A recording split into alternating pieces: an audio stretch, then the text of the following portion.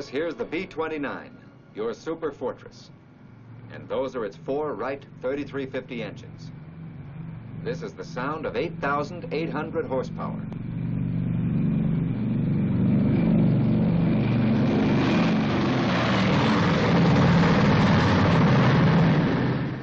Yes, 8,800 horsepower. That's what they'll give you if this man, this B-29 flight engineer, knows his job. The ground crew maintains the engines, keeps them in condition to deliver their tremendous power. But once in the air, it's up to the flight engineer to get that power from them. It is he who must be able to interpret these instruments and adjust these engine controls so that the pilot gets exactly the power he wants and gets it economically.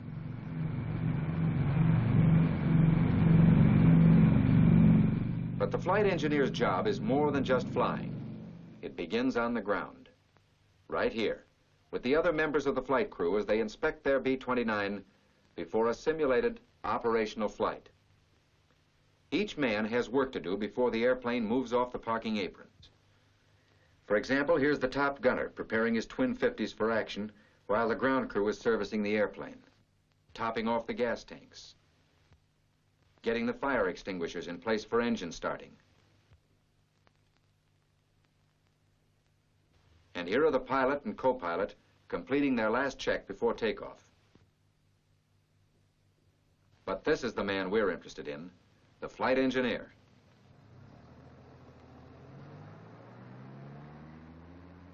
Last trip, there was trouble with the waste gate on number 3 outboard turbo. Sure, it's been fixed. But just the same, the flight engineer is the one who's finally responsible. So he checks for himself. Yes, if you're part of a B-29 crew, you have to know your job. But that's not enough. You've got to know the other fellow's job, too. Not just theoretically, but well enough to substitute on no notice at all. Today, for example, the pilot has decided to check out Lieutenant Anderson, ordinarily the co-pilot, as a flight engineer. Yes, you, Lieutenant. You've been warned about this. Now let's see how well you've prepared yourself. First of all, Mr. Flight Engineer, better get started on the bookkeeping. Well, flight engineer for a day. That's me. It looks like I've got all the dope right here in this clipboard. Forms 1, 1A, Form F, and the flight engineer's log. I guess they'll tell me everything I'll need to know.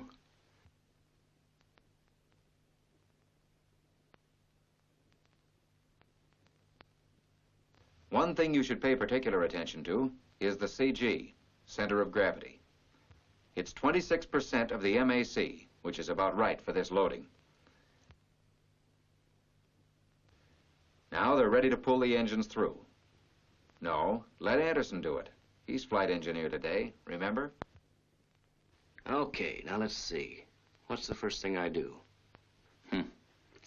Well, if those engines are going to be pulled through, I'd better climb inside and take a look at the ignition switches. They're off. So it's okay for the men to go ahead in those engines.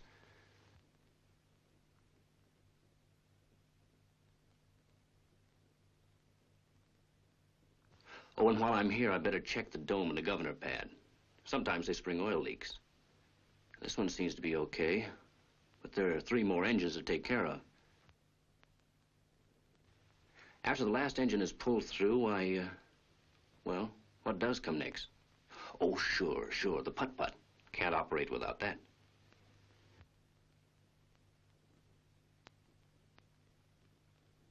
The tail gunner is already going over the generator. Check the oil, of course, and then make sure the emergency switch is set at normal. That's right. Now it's ready to deliver those 200 amps whenever you need them. As long as I'm back here in this part of the ship anyway, might as well check the toolkits. There they are, underneath the top turret. The seals are unbroken, so that's all right. Everything else okay in here. Next, there's the cabin pressure regulators up in the gun control compartment. See that the lock is off. That means the regulator is in the automatic position. Got to check the lock on the other regulator, too. Now I better take a look at the emergency cabin pressure release valve. This one has to be closed. And see there's no loose equipment near to clog it. Well, that's about all there is to check back here. Oh, but one sure thing. I better take a look at the equipment in the bomb bay. Okay, portable emergency motor in flap operating position, right where it belongs. Turbo superchargers, they're next. Test hood for security. Take a look at the wastegate axle. Should have plenty of play, and no ballooning in the nozzle box.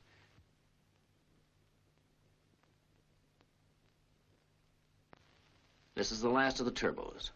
It's okay, too. Everything else seems to be in good shape. What's next? Oh, yeah, fire extinguisher in the right place. All right, fall in for inspection. So get into your flying equipment, Anderson. Flight coveralls, parachute, gloves, boots, and don't forget your pistol and oxygen mask. The crew of a B-29 must be inspected before every flight, just like the airplane itself.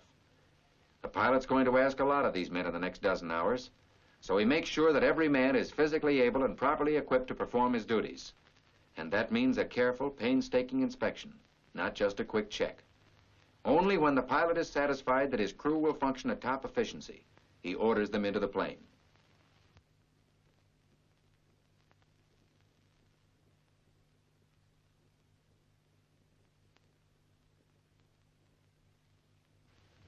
That's right, Lieutenant.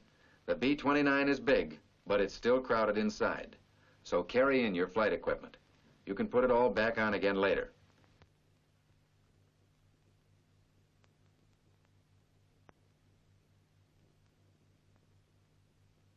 As far as your new job, all you have to do is... Well, come on. What comes first?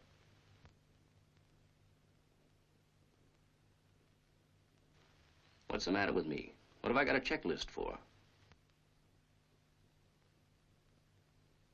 Uh-huh. Battery switch. Battery switch on. Next is master ignition switch. Over there. Master ignition switch on. Oxygen equipment? That's right. Well, the mask looks okay. So plug it in the regulator. Who left that auto mix off? That sure would waste oxygen. Pressure's 425, which is correct. And the emergency valve works. The blinker stays open. So that's that. Now, how about the portable oxygen bottle? It's full. Pressure's 400. The voltage regulator vent valves. They're next. One set of regulators is alongside the navigator's cabinet. The valve handle ought to be up on this installation. The other set is directly behind the engineer's panel, at the radio operator's left. This handle is also up, just as it should be. Okay, Lieutenant, that's taken care of. Now go on from there. Wait and see G. Emergency motor. Okay. Cabin pressure relief valve. Turned all the way to high pressure position. Right. Better plug into the interphone circuit. Headset jack? No, it goes in the other socket. Okay. Now the mic into this one. The co-pilot wants you to get the putt-putt going. So you use the interphone to call the tail gunner and tell him to start the power plant. Here's the proper starting procedure. Turn on the ignition switch and hold the generator switch in the start position. Move the control lever over to run, and after the putt-putt warms up for 2 or 3 minutes, snap the generator switch to the run position. Then snap the equalizer switch on. Putt-putt running, so I'd better check the voltage. Selector switch set, voltage 28. And now what's on the checklist? Well, there's current available, so I can try out my heated flying suit. Have to turn the rheostat off before plugging in. Now to get connected up. Just slip this one jack into the socket, then twist the rheostat all the way to maximum. I should begin to cook pretty soon. While I'm waiting for the suit to warm up, I might as well check the fluorescent lights. Turn it on, twist the lens, and there you are. 2 more of them over on the left. Turn the switches on and look at the bulbs. All okay. The co-pilot has the correct barometric pressure, so you can set your altimeters. Don't forget you've got 2 of them. Outside pressure 001, and cabin pressure the same, 001. And you'd better check the clock on the panel with Lieutenant Floyd's chronometer watch. And now I can test the controls. Only maybe first that mixture lock should come off. Mixture controls move easily enough. And these throttles seem to be all right, too. 1, 2, 3, and 4. Okay. Vacuum pump selector valve and the emergency cabin air valves. All moving free and easy. Gosh, it's hot in here. Well, why don't you turn your rheostat off? And next comes the hydraulic system. Gauges should read around 1,000, but there's only 200 pounds on the normal pressure gauge. Now to fix that, I push the hydraulic pump switch to emergency and hold it there until the pressure comes up to about 400. Then release the switch. It'll go back to auto. Open the hydraulic shutoff valve, and the pressure on each gauge should rise to 1,000. It did. So put the hydraulic pump switch on emergency again and see if the pressure climbs above 1,000. That shows the pump will charge both systems. Shut-off valve back to close. And then what's next? Never mind, I know. Parking brakes on, wheels chocked fore and aft. How about it, Captain? The pilot has taken care of the parking brake, and he can look at the chocks on the left landing gear. Those on the right are checked by the co-pilot. Form 1A shows how much gas and oil we have, so I check the figures with the gauge readings. All the tanks are full, and not much difference between the actual load and the gauge readings either. Now, where's that checklist? Auto-syn inverter switch. Oh, there it is. 26 volts. One inverter's okay. Have to give it a chance to stop running before I try the other. 26 volts again. So, it's all right, too. Cowl flaps, oil cooler flaps, intercooler flaps. Well, the cowl flaps are first. The switches are spring-loaded. Have to hold them in the open position until the indicator is up to the last line. Wide open. Take a look outside at them to make sure. Yeah, they're open. Oil cooler shutters are next. Put each one of them in the auto position.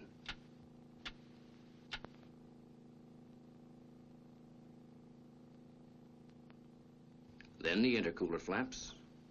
Push them to the open position and hold it until the pointers on the indicators are clear over, all the way open.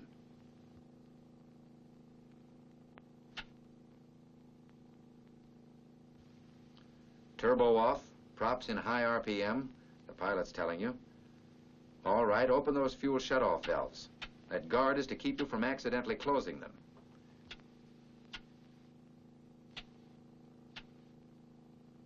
Now turn on the cabin pressure warning switch and you're ready for engine starting. All right, let's get set. Fire extinguisher selector on number 1 engine. Crack the number 1 mixture control and set the fuel booster rheostat to give about 16 pounds fuel pressure.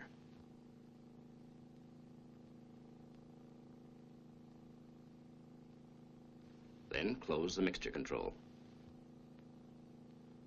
That knocks out your fuel pressure for now, but it'll come right back to the correct value when the engine's going, since the rheostat's all set.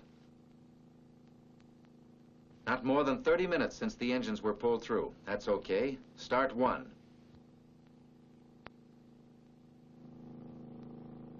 That's right. Crack the number 1 throttle.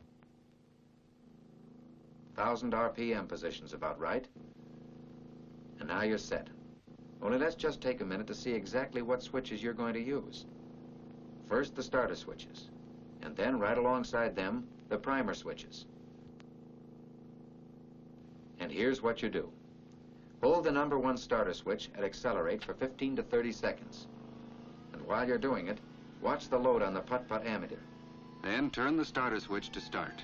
After the propeller has made 2 revolutions, turn the magneto switch to both. And prime.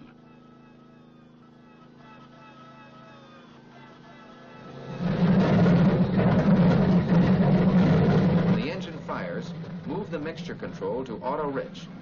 Then release the starter switch at once, but continue to prime intermittently until the engine is running smoothly.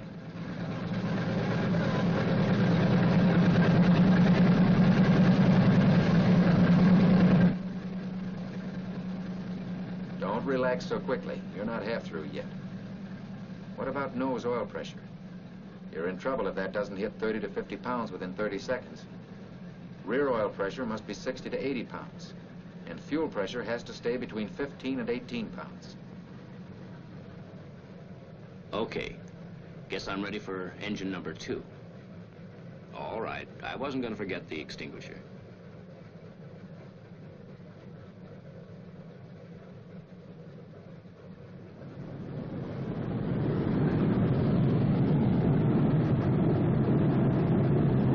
Well, by now you ought to be an old hand at starting engines. So let's see how smoothly you can do it. Fire extinguisher. Accelerate 15 to 30 seconds. Then snap it to start. After 2 revolutions, magneto switch to both, and prime.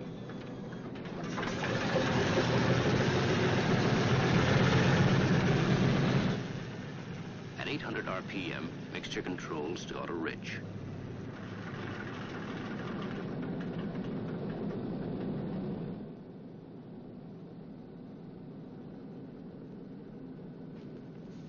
You needn't look so surprised. That's a new engine they just put in there. Maybe it's a little bit cranky. So turn off your magneto switch and start over again.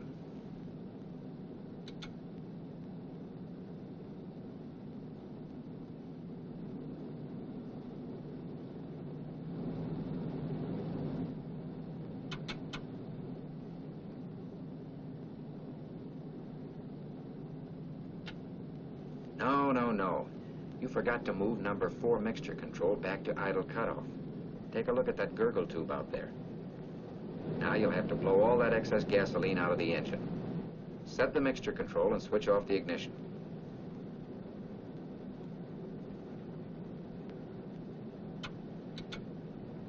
Then open the throttle wide and turn the engine over twice with the starters alone.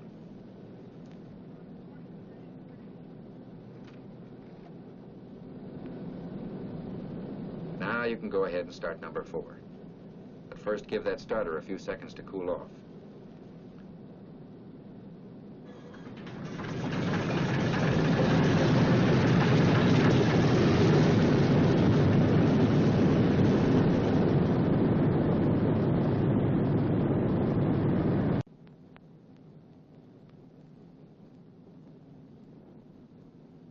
That's done it. Now let's have another look at that checklist. Oh, just one more thing. Turn on the cabin air conditioning switches. And I can tell the pilot we're ready to taxi. Hey, not so fast, Lieutenant. You still have to check cylinder head temperature. Oil pressure. And fuel pressure. All normal. So the pilot orders the generators on. Then he tells the bombardier to close the bomb bay doors. He pulls the switch, and you and the gunners check to make sure the doors do close. Then it's stand by to taxi.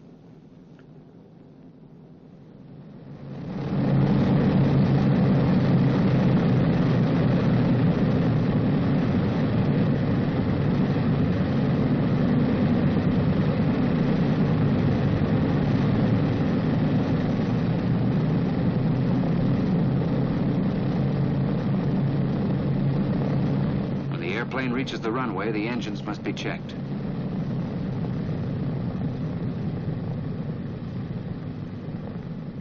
Now you can get set for takeoff. First, the pilot increases all throttles to 1,500 RPM. And checks the props to full decrease. Then to full increase.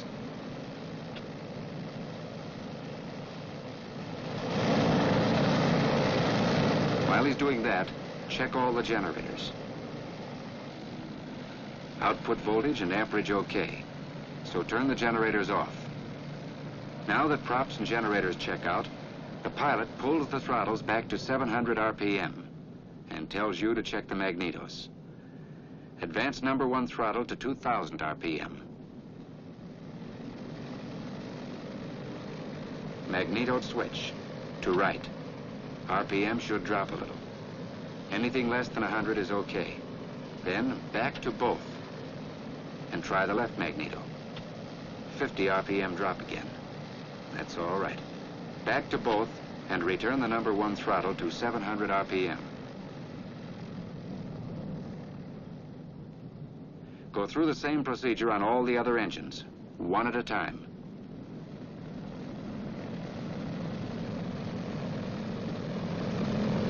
Mag's okay. So check all instruments for proper reading. Now let's have a look at that checklist. Sure, oil pressure, nose and rear, fuel pressure, oil temperature, cylinder head temperature, all normal. Guess I'm ready to take off. The pilot is ready too. He releases the parking brake and adjusts the engines for full military power. Turbos at position 8 and starts opening the throttles.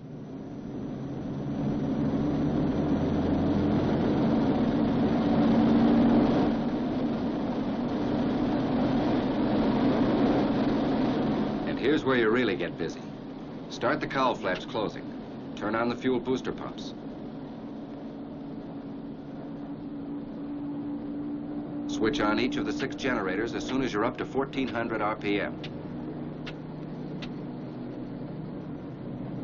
Since no power check has been made, the co-pilot and engineer keep a close watch on RPM and manifold pressure during the first third of takeoff.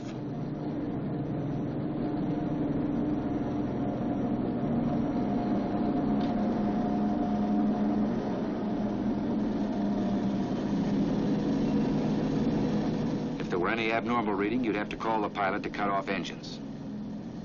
Looks fine. And those cowl flaps. You have to keep them open as long as possible. Yet they must be down around 7.5 degrees before you leave the ground. That's not easy. And above everything, keep watching your cylinder head temperature and oil pressure.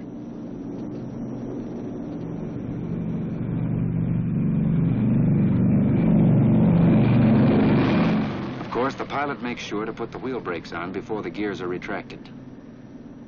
As soon as you've got safe flying speed, you can open the cowl flaps as much as 10 degrees. But don't do it unless the cylinder heads are getting hot. And now the pilot can reduce power. He's still climbing, so he sets up condition 2. Once the gear and wing flaps are reported up, call the tail gunner to stop the putt-putt. Right, and I can turn off the fuel booster pumps. Only make sure there's no drop in fuel pressure. And there isn't. Everything's okay.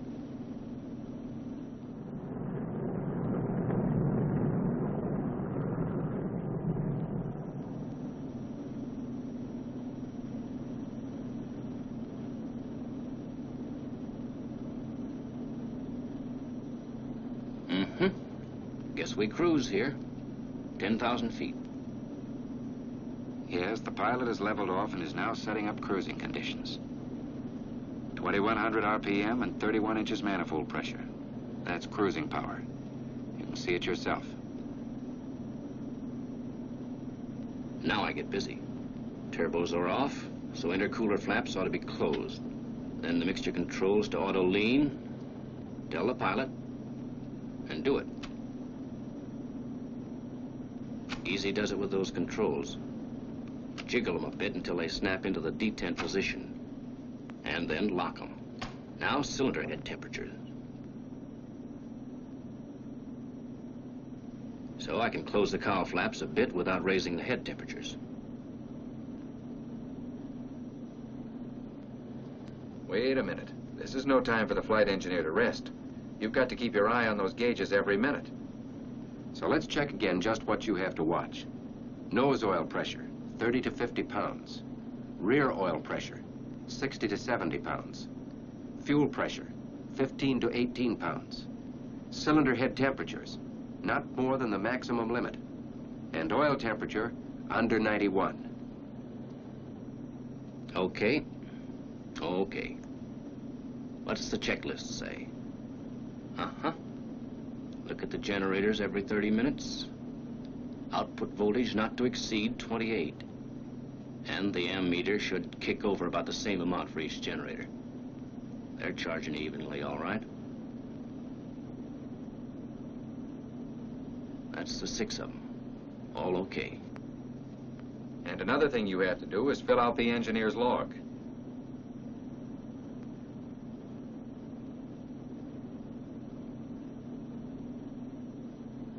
You must record percentage of power used, airspeed, rate of climb, free air temperature, pressure altitude, cowl flap setting. Every 30 minutes, you must do that. But most important of all is fuel consumption.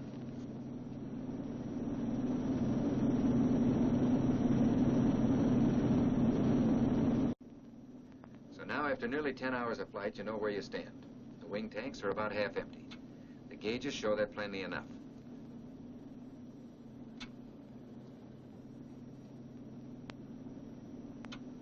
There's plenty of gas in the bomb bay tanks, though. So let's get it out to the wing tanks where it will be some use. All right. One fuel transfer valve at rear bomb bay position. Other at the number 4 wing tank position. Then turn on the fuel transfer switches. Pulling these two toward me makes the pump transfer from right to left. Then I just watch the gauge. When the needle shows that number 4 is full, turn the switches off.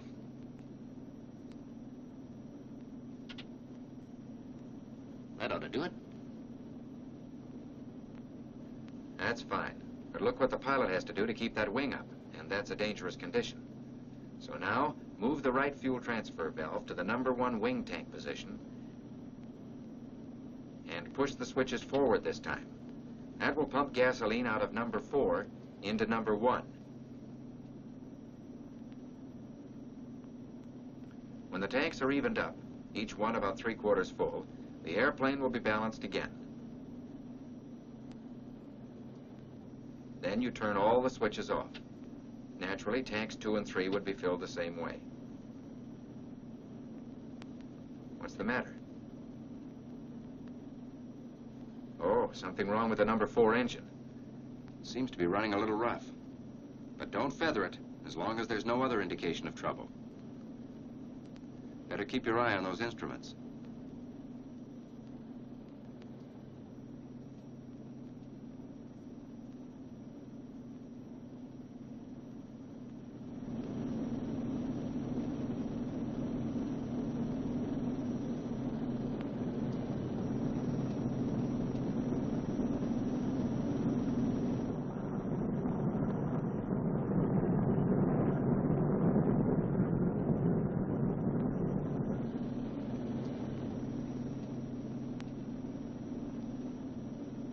Now your flight is almost over.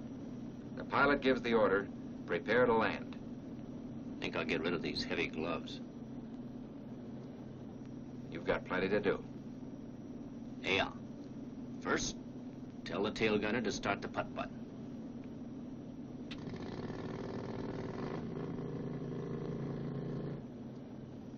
Then shift the mixture controls to auto rich. We're coming into the downwind leg of the landing pattern now. I've got a job ahead of me. Yes, Lieutenant, you have a job ahead of you. A precision job. because you must coordinate what you do with the pilot's procedure. All right. First thing, give the pilot the gross weight and new CG. Then the airplane enters the traffic pattern at an indicated airspeed of 180 miles per hour, 1,500 feet altitude.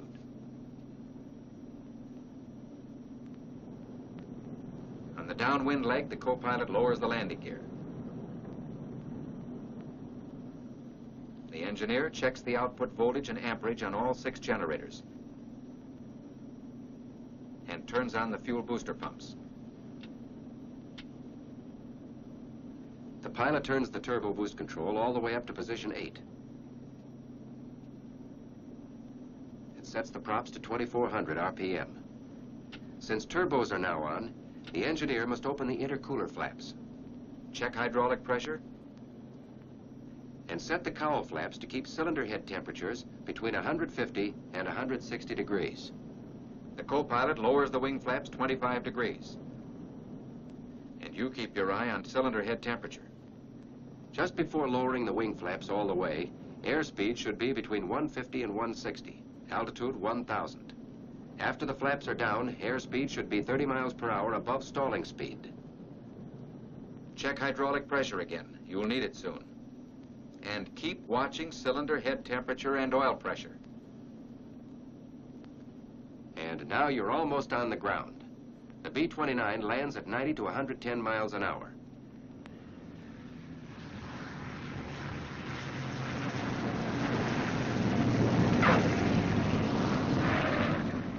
As soon as the plane is down, start the cowl flaps opening. When the wing flaps are up, turn the generators off.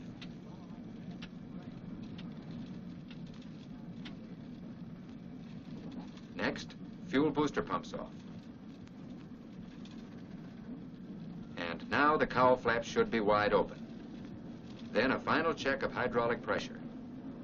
And last, the pilot turns the turbos off and sets the props to full increase position.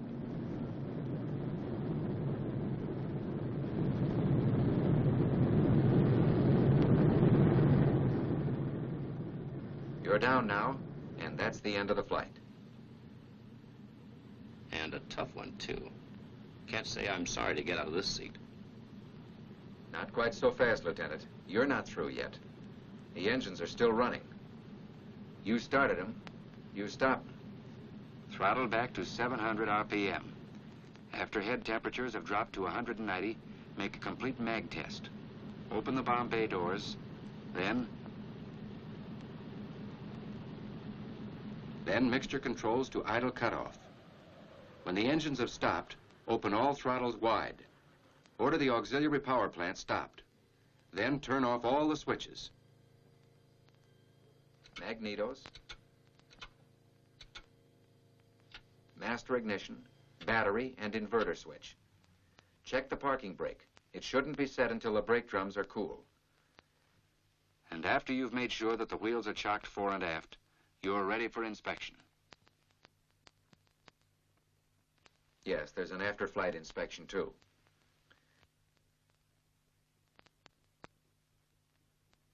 Well, Lieutenant, now you've got an idea of what the flight engineer has to do. At least what he has to do during the flight. Remember how that number 4 tachometer needle was fluctuating? There wasn't anything that you could do about it while you were flying, but it meant a lot to Lieutenant Floyd. It meant that new engine was running rough. So now he's going to see that it's fixed. He'll talk it over with the crew chief, and together they will track down the trouble. Yes, they'll both work on it. The engineer could just tell the crew chief what's wrong and forget about it until the next flight. But not if he's a good engineer. Those 4 engines are his responsibility. The only way he can be sure they're properly maintained is to check for himself. This trouble may take a long time to fix. 8 hours isn't too much to allow for changing a magneto.